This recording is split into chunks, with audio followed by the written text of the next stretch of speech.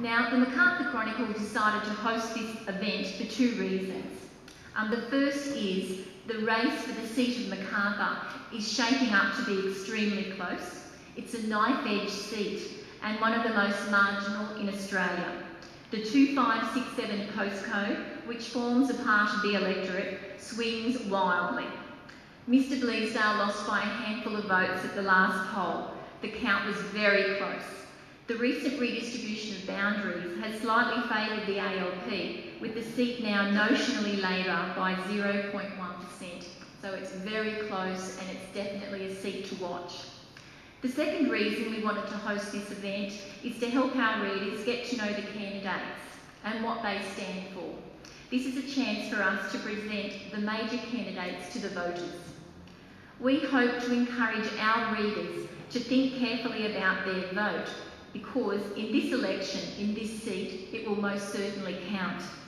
Through our coverage, we also hope more people will show an interest in what's happening in this area politically, and even to get involved. Robust political debate is good democracy. It gets things done and it helps to make our community a better place. Kevin Rudd has delivered on his commitment to stop the blame game. With the health and hospital reform, these are the biggest changes we've ever had to the health and hospital system since the introduction of Medicare. Under Rudd's $3.2 billion health and hospital funding, not 1 cent comes to the people of Macarthur. Here it is, 32 projects, not 1 cent to the people of Macarthur, $3.2 billion. My opponent will no doubt rattle off figures and amounts to wow you this evening, but please keep this in mind. When measuring the success or failure of a government program, it is important to look at what was promised and what was delivered, and was it value for money. After doing this, you see the value in the Liberals' policy to empower local schools to make choices based on their needs, against the bureaucratic waste and mismanagement of the Rudd government and the one-size-fits-all, the old cookie-cutter approach. There it is, a cookie-cutter, one side. How many governments can proudly say that they built an Australian education revolution?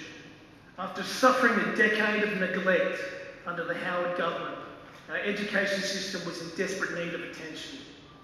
The Building the Education Revolution initiative is a key element of the Australian government's $42 billion nation-building economic stimulus plan.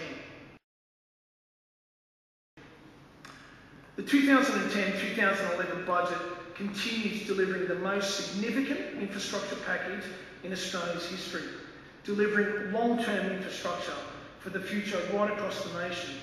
All up, the government is investing some $37 billion in vital economic infrastructure, such as road, rail, ports, including some $22 billion going to regional and transport infrastructure.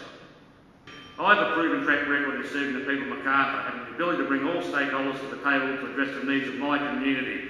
I've delivered many needed infrastructure projects and community facilities over the past 17 years. I will not rest on my laurels, and I will continue to deliver good outcomes for the people of Macarthur.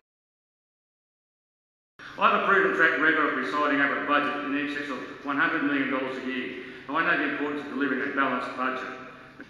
In regard to economic management, I guess there's only one thing I need to say, is that Australia is the only OECD country that did not go into a recession following the global financial crisis.